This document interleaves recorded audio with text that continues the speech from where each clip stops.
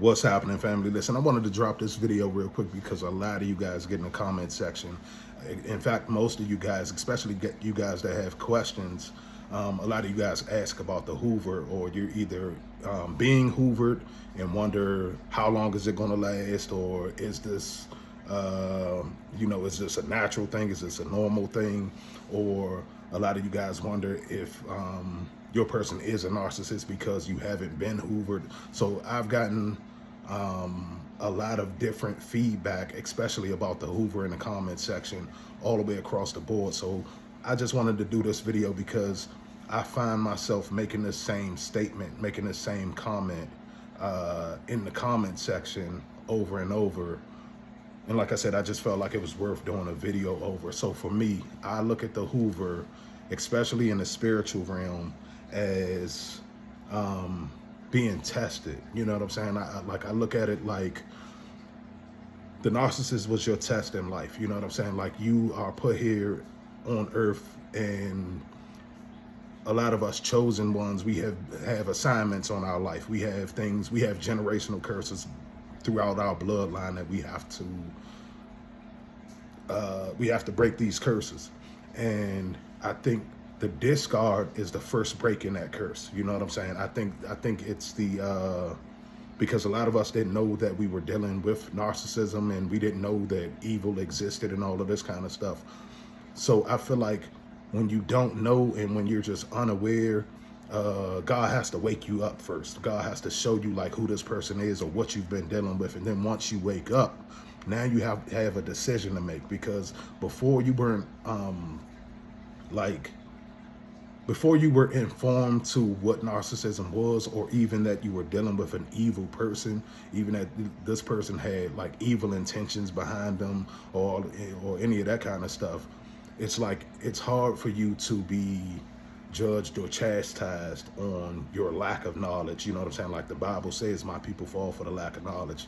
And I absolutely believe that's true. But at the same time, I feel like once the awakening happens, once you know who this person is, once you see the black eyes, once you see the level of evil that this person is capable of and all of that kind of stuff, you have to get to the point where you are strong enough to walk away from the situation. It's kind of like Lot's wife in the Bible. You know what I'm saying? Like, you should leave and don't turn back. You know what I'm saying? So I think that's what the whole, I feel like the Bible has a lot of different life lessons in it that you're supposed to pick and not saying that you're supposed to pick and choose what's good and what's bad in the Bible and things like that, but I think it's a great example of what to do in certain situations. You see what I'm saying? Like, so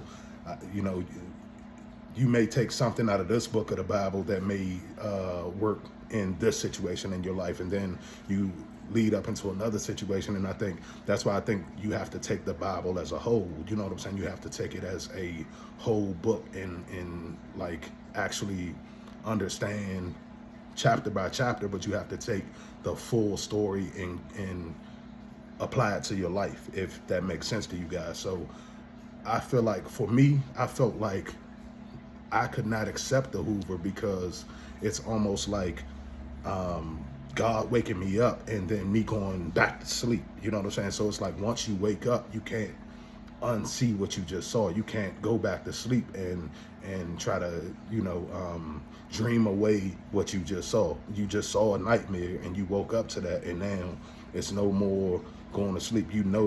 Once you close your eyes, all you're gonna see is Freddy Krueger again. You know what I'm saying? That's all you see. So at the end of the day, I feel like the Hoover is a test, because your assignment is to break this generational curse. Your assignment is to get past the things that your parents couldn't get past.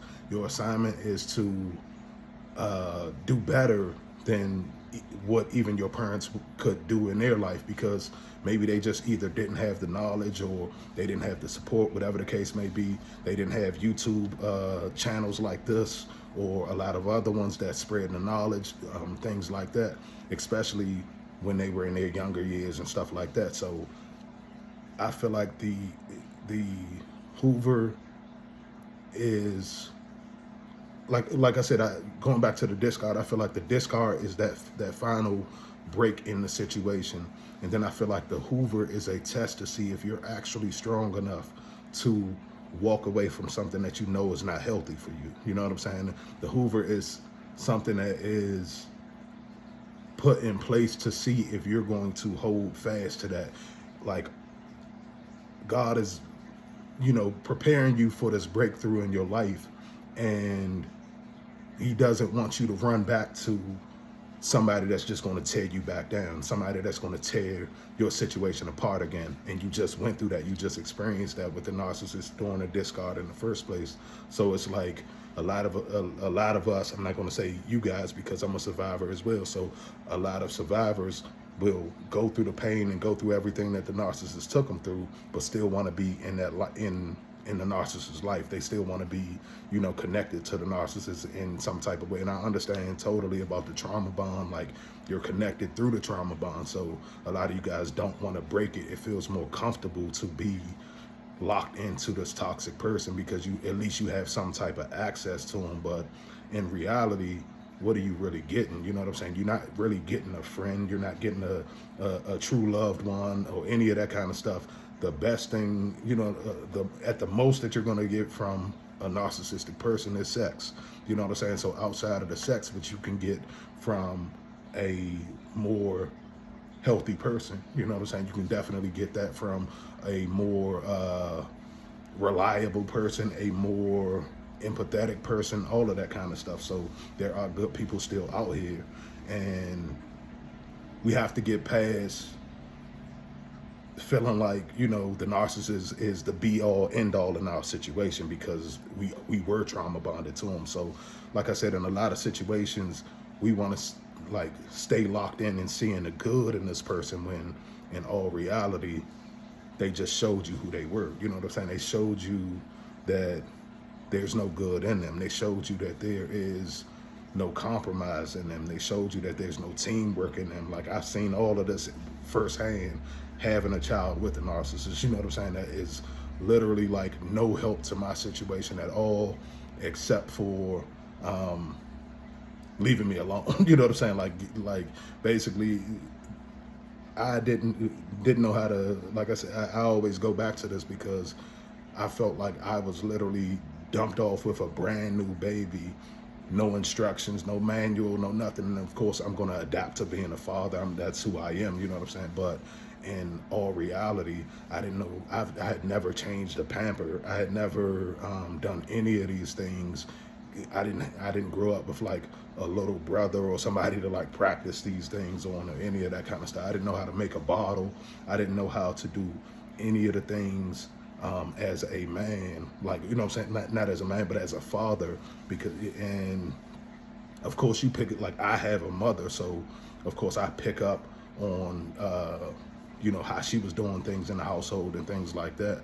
So, and I've always been very independent. So I've always, been able to pick up on things and stuff like that. But when it came down to it, like, I literally had to father this young boy up to this point just off the love that I had in my heart and the things that I would have wanted as a child, and the things that I would have wanted from my father when I was growing up, and some of the things that I actually didn't get from my father. God rest his soul, he passed in 2019. I know a lot of you guys probably saw that video that I did, and I mentioned him in a few other videos, but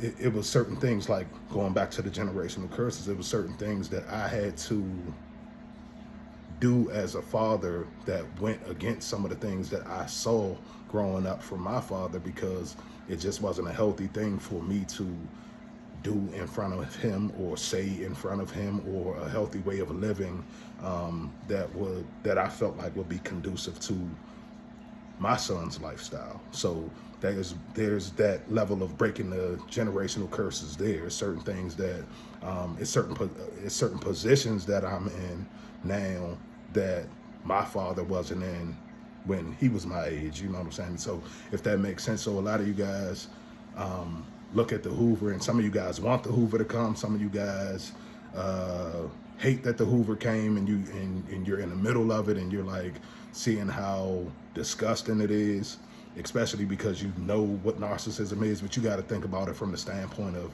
somebody that hasn't done the homework. Like, if you haven't done the homework and you don't know, and you still don't know who the narcissist is, it'll be real easy to suck you back into that drama. You know what I'm saying? So the best thing I feel like to combat the narcissist is to continue to spread the word and spread the information about narcissism and narcissistic abuse, because the more and more information we get out here, the more and more common the tactics become, and then the more and more you can kind of see it face on, like at face value, when you see it in your face, when you're dealing with people on a daily basis or whatever the case may be. But at the end of the day, I always saw, I saw the evilness and the like split personality, the Jekyll and Hyde situation at the end of the discard with the narcissist. And I immediately knew that I was dealing with evil. I just didn't have a name for it. I didn't know it had a name called narcissism or any of that kind of stuff. This was before I learned that. But my learning curve from the time that I was discarded up to the time that I actually learned and started doing a deep dive into what NPD was and what cluster B personalities were, and not just narcissism, but BPD and all of the other, antisocial personality disorders and all of that kind of stuff. Once I went into like a deep dive and a deep understanding of what it was that I was dealing with, especially because I had a child with this person. So now I need to know how to deal with this person going forward for the rest of my life. And once I realized what I was dealing with, I knew, number one, that this spiritually, this was evil. Like, I don't care what nobody say about the situation. They can, they can say, oh, it was just a personality disorder or this, that, and the third. In my situation, this person held the mask so well over such a long period of time and with so many different people that it's no other way for me to see this but evil. You know what I'm saying? It's no other way for me to see, like, literally this person wore the mask and wore the mask so well all the way up to the point where she got pregnant. And once she got pregnant, it was just like, I'm done, I'm out. And then the new person that I saw was nothing like, and I'm talking about within 24 hours. I'm literally talking about the person that I saw once that mask came off, literally in 24 hours time, was not like the person that I knew her to be for the 10 years prior to that. You see what I'm saying? So it's like, for a lot of people, they don't understand how you could go through this, and they don't realize, like, well, why didn't you leave earlier? Why didn't you leave sooner? This kind of thing. It's because you didn't know that this person was going to switch their whole vibe just like that. You know what I'm saying? You didn't see that coming. Most people don't see that coming. You know what I'm saying? So it's like, and I know a lot of this has to do with like your own childhood wounds and stuff like that, and you and us, recognizing some of the things that we have to get over and heal from our own childhood. But at the end of the day, you still don't realize that it's people out here that move like that. You still, like, a person invests 10 years of their lifetime to have it thrown away or taken away all in a split second behind some crazy emotion that they just had in their head. Nothing even really happened in your situation to break any of that kind of stuff apart or any of that. So I looked at this. So once I saw that evil, once I saw, okay, this person is smearing me behind my back, and I literally did nothing to this person but tried to love them. You know what I'm saying? I was there for them in the time of need. Like, once I found out she was pregnant, I literally like locked into the situation and tried to be like an involved co-parent and an involved teammate. You know what I'm saying? I wanted to be there. I was like, hey, let me know when let me know when the doctor's appointments are. You know, I'll come and take you, and you know, if I have to take off work, then that's what I'll do. And it's like, I was literally like involved like that. I was trying to be there, and the entire time it was like she was pushing me further and further and further away.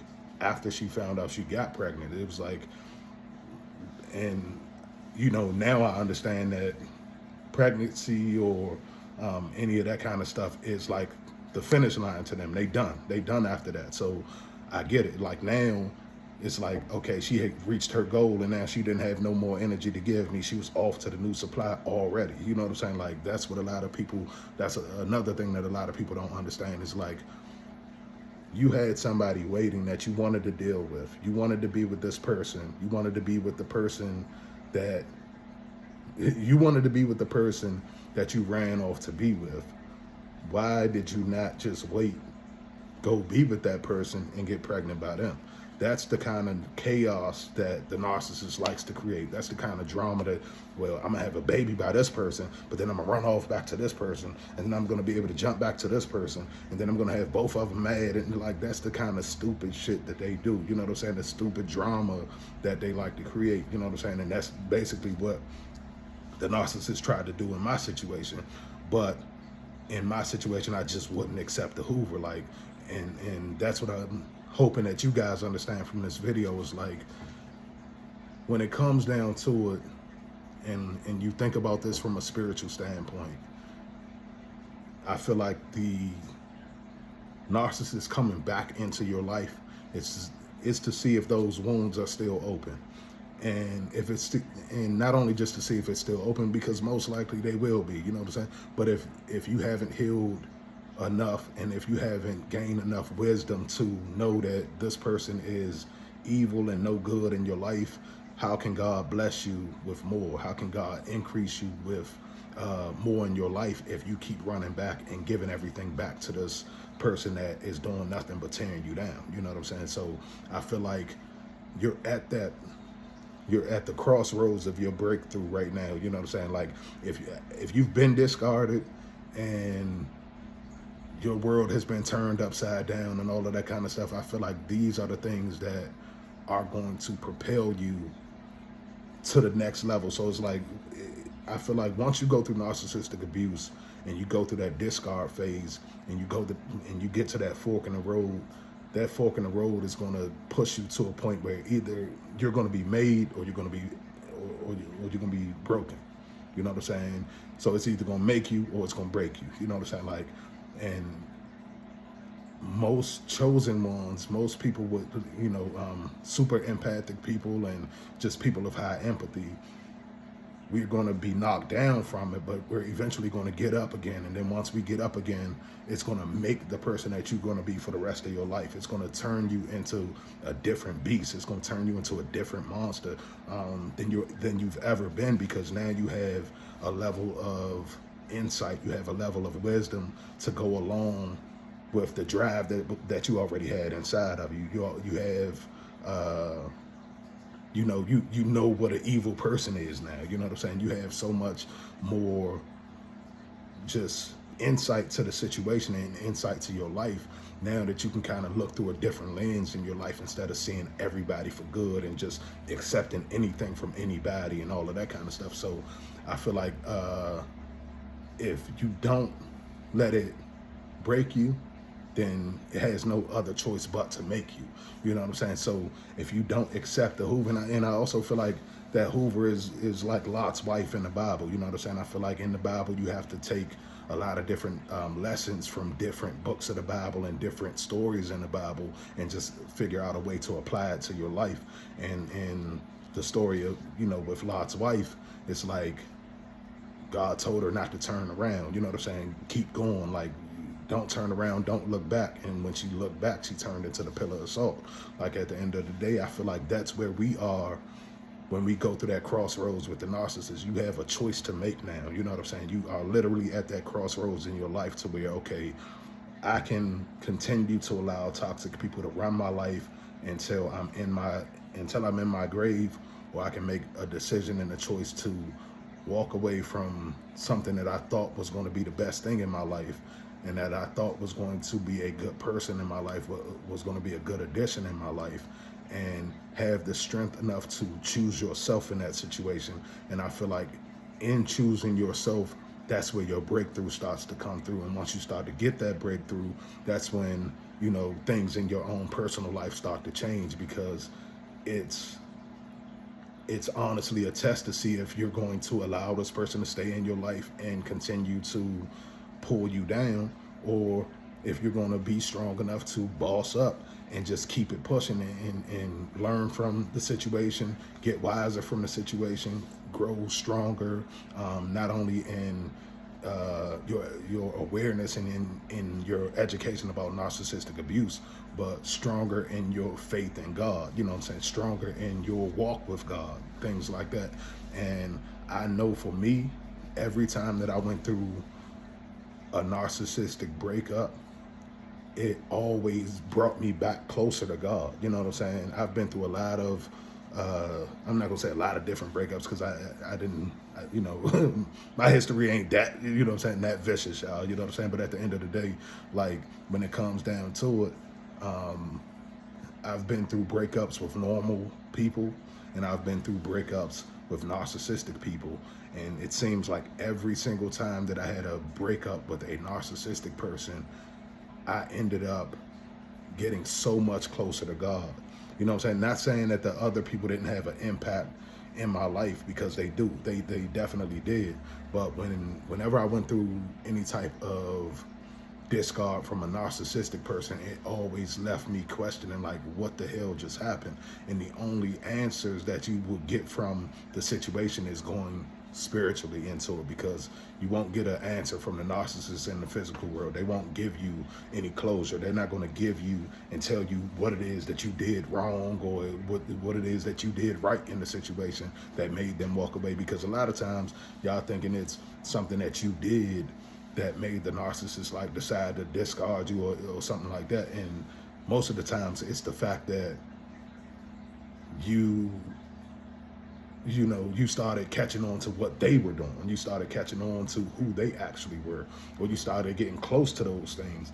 And you may not ever notice that you was getting close. Like, because in my situation, I was hitting stuff so on the head, but not even realizing what I was saying, because I was just catching the patterns. I was catching her plays, and there was a lot of things that she was doing that I was just like, I'm looking at the situation and I'm like, that didn't make sense. Why would you do that? Why would you do this? Why would you say that? Why would you, you know what I'm saying? So it was like, I started catching on, not knowing that this was narcissism.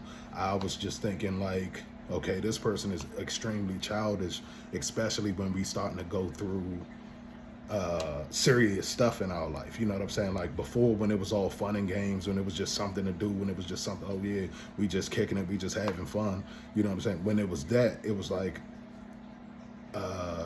smooth sailing, like everything was cool, because, you know, it wasn't any pressure on either side, I guess. And then once you start putting that same narcissist under pressure, when certain real things happen in life, and now they are expected to be a good person. They're expected, it's like they can play a good person, but when it's time for them to really literally just play that same good person that they've been playing this whole time, now they can't seem to figure it out. That's how you know it's bullshit, because it's like, you've been playing.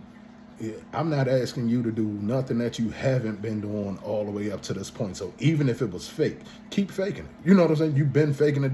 You've been faking it for 10 years in my situation.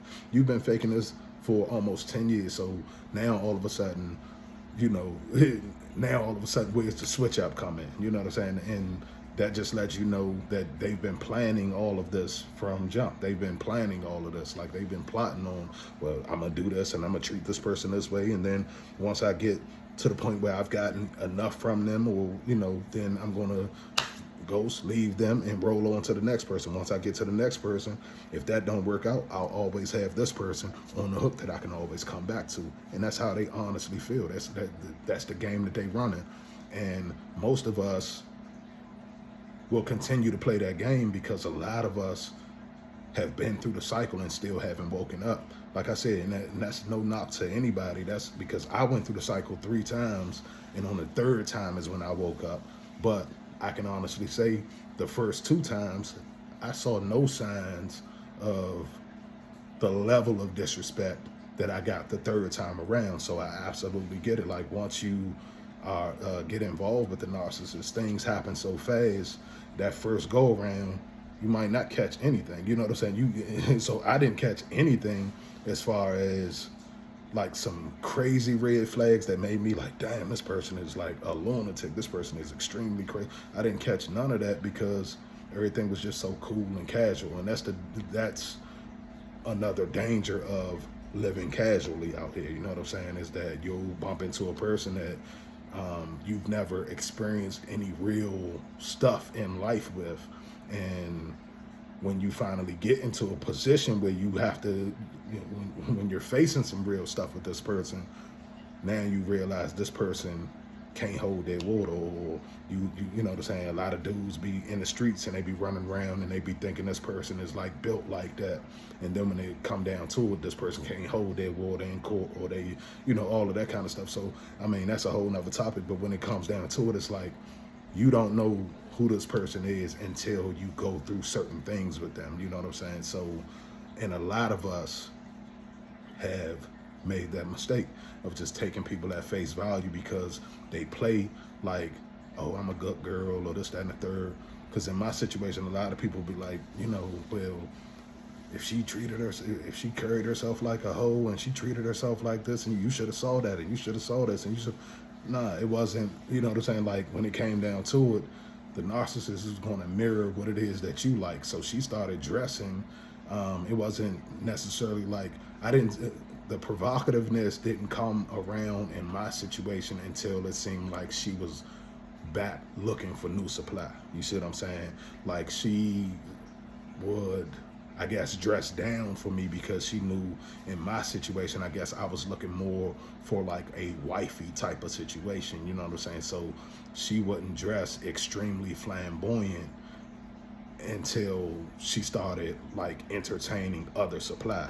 That's when she would come out of the house. You know, that's when I started noticing, like towards the end, towards when the discard was about to come, that's when I started realizing, okay, this person is leaving out of the house with, you know, dresses and no drawers on. You know, she's walking out of the house with, you know, shorts, you know, up to here, or dresses and skirts up to here, like with everything hanging out. She's walking out with her cleavage hanging out everywhere. And that's not the person that she presented herself to be to me, and like to be around my family. Like when I spend time with my family, a lot of my family are in church and stuff like that. So when it comes down to it, we would go to the church or something, and of course she wouldn't dress like that in front of my family members that's at the church or any of that kind of stuff. So she would always tone it way down for me. But then once I started noticing that she was entertaining other people, it was like, you know, she started wearing the waist beads that a lot of the young ladies is wearing now. So I started like seeing her, you know, wearing the waist beads, and she started wearing a lot more like facial jewelry, nose rings, and all these extra earrings and all of this kind of stuff. And she started like going to get her little lace fronts done, you know what I'm saying, differently, or started coming with different contacts in her eyes and things like that. That's when I started kind of noticing, like, okay, you out here feeding the streets, you know what I'm saying? You not like invested into what we got going on. You out here feeding the streets. So I saw all of that type of stuff early. Like I said, I just didn't have a name to put behind the behaviors or whatever the case may be. So like I said, I just wanted to drop this video real quick because a lot of you guys probably don't or haven't looked at it, or maybe you haven't heard it explained to you from like the spiritual backdrop of what's going on with the Hoover. But I honestly feel like the Hoover is an attempt to suck you back into the relationship, but it's a demonic attempt to suck you back into the drama and to basically, you know, keep you off your track, keep you from focusing on God, and keep you from living out the rest of your life according to God's word. You know what I'm saying? And of course, a lot of us is going to, make some mistakes, and we're going to backslide, and we're going to do some things that's, against the word of God, because we're human. You know what I'm saying? We're going to make our mistakes in this life. But I think the main thing is, when we build a relationship with God, and when we start to get closer and closer to God, we need to start trying to live a more God-like body of work, like a portfolio. You know what I'm saying? Like, so, and definitely want to start to,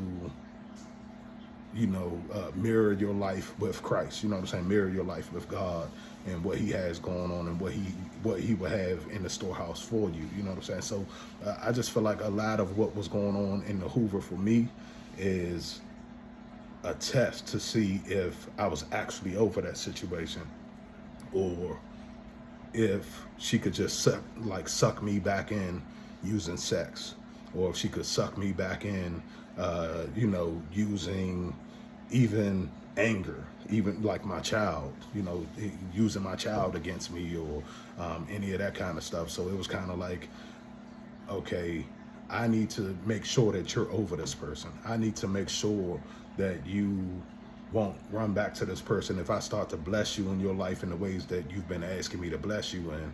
I don't need you like casting your pearls to swine, basically. You know what I'm saying? Like, you're throwing all of the blessings that I've been blessing you in your life, to have, and things that I want you to go out and bless more of my people, or at least educate more of my people, and all of that kind of stuff. It's like you are taking the blessings that I gave you and casting it to swine. You like throwing it to the pigs. You know what I'm saying? So that's just how, that's what I got from the Hoover. That's one of the reasons why I definitely could not accept the Hoover and would not accept the Hoover back. I hope that you guys are strong enough, because I know it's, a lot of people aren't spiritually strong enough to navigate what happened in narcissism. Some of you guys, I definitely encourage to go get therapy. I was strong enough in my situation, and don't get me wrong, I would still probably go and get professional therapy from not just from this, but from a lot of the things that happened to me in childhood and stuff like that. I just always had the wherewithal, and I had a lot of I've always been an extremely self-aware person. So because I've been extremely self-aware, I've always looked to better myself in a lot of different ways. I've always looked to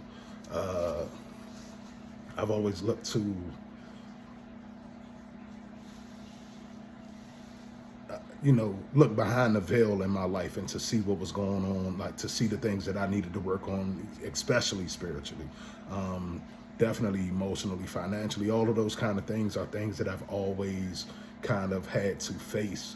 So I know a lot of you guys have come and said that I seem extremely strong in my situation because going through narcissistic abuse in your situation, or some of the situations that you guys have been through, was like completely life altering and life changing and all of that kind of stuff. And by all means, I want you guys to understand that I feel you wholeheartedly. Like, this wasn't a cakewalk for me either.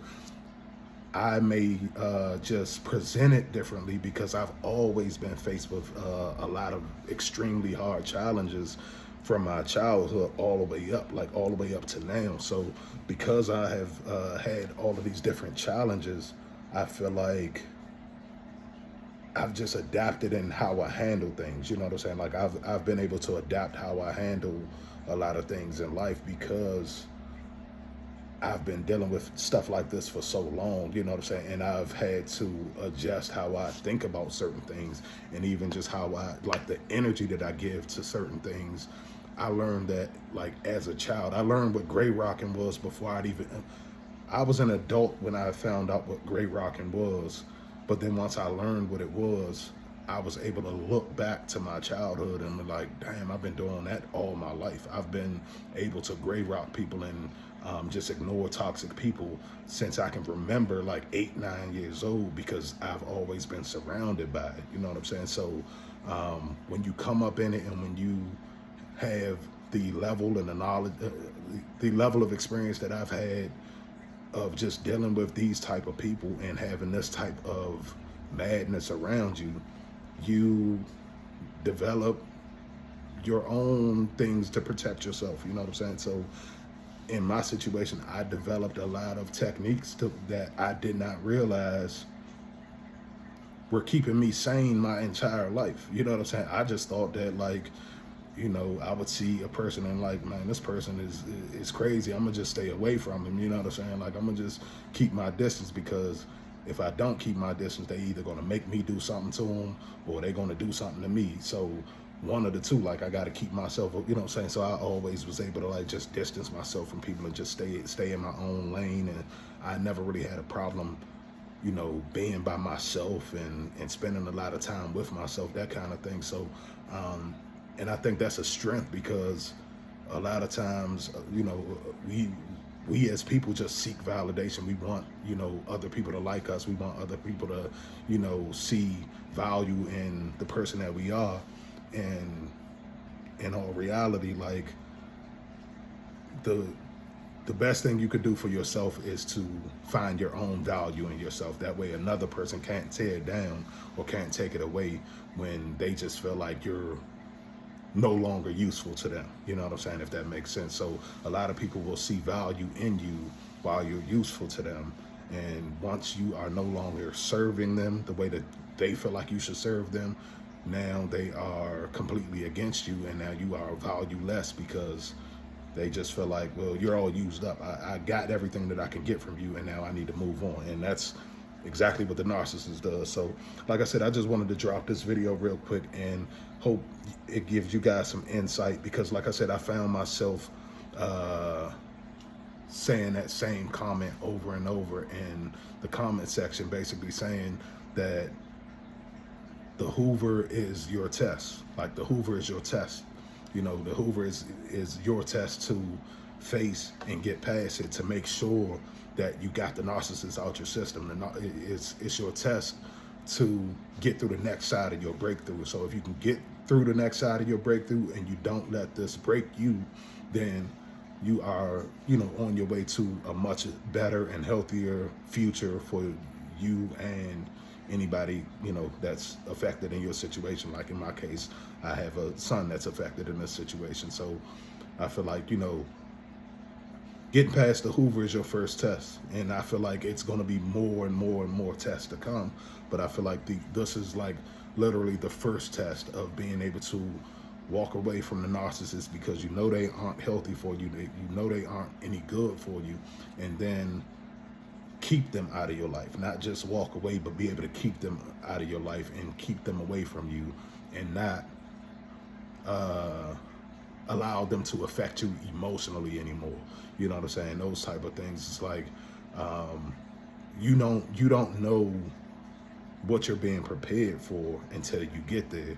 So you don't know that whatever that narcissist just put you through, it could be a test on your patience. It could be a test on your anger. It could be a test. So God could raise you up to a position where these things are going to be tested. You might be raised into a position where your patience is going to be tested, or your anger is going to be tested.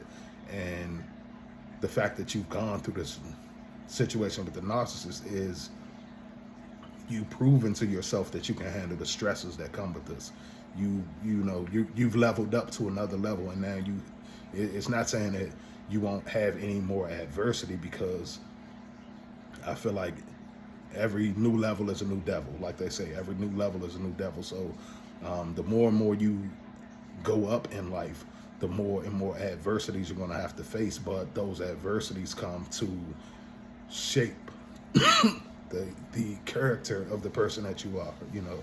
So I really feel like it's really going to shape who you are and who you become and who you're going to be in your future, you know. So I hope y'all found some value in this video, man. I absolutely love you guys. I just wanted to drop this video, like I said, because I saw myself saying the same thing over and over and just saying that, listen, this is your test, you know. So, and this is something that I wanted to remind myself of as well. This is my test. This is a test to see if I am strong enough to actually get this person out of my life, keep this person out of my life, and move on and move up in life and be able to heal from the traumatic experience that happened, you know. So I hope you guys found some value in this. Like I said, I love you guys, and I'll talk to y'all in a minute. Salute to the whole family. Hey, and we almost at 2,000 subs. If y'all are here and you watch this video to the end and you are not subscribed to the channel, go ahead and sub. Obviously, you guys found some value in this content, and I have over 180 more videos on the channel that you guys can check out. I will have some t-shirts coming soon, so hopefully you guys will support with that kind of thing. I was supposed to have them about a year ago, but you know how life gets, and then I wanted to make sure I had clearance through YouTube because the t-shirts that I originally were using had the YouTube play button and subscription button on it. I thought it would be cool because it was a channel t-shirt. So I'm still kind of in the loops of trying to figure out if that's okay with me to do. So if it is, then I'll definitely be releasing the t-shirt soon, and that will be a way for you guys to support the channel tangibly and get something in your hand tangibly from the channel to, you know, kind of remind you of your journey and, you know, what we have shared here on the channel and all of that kind of stuff. But like I said, I love you guys, and I'll talk to y'all soon, man. I'll talk to y'all in a minute. Love you.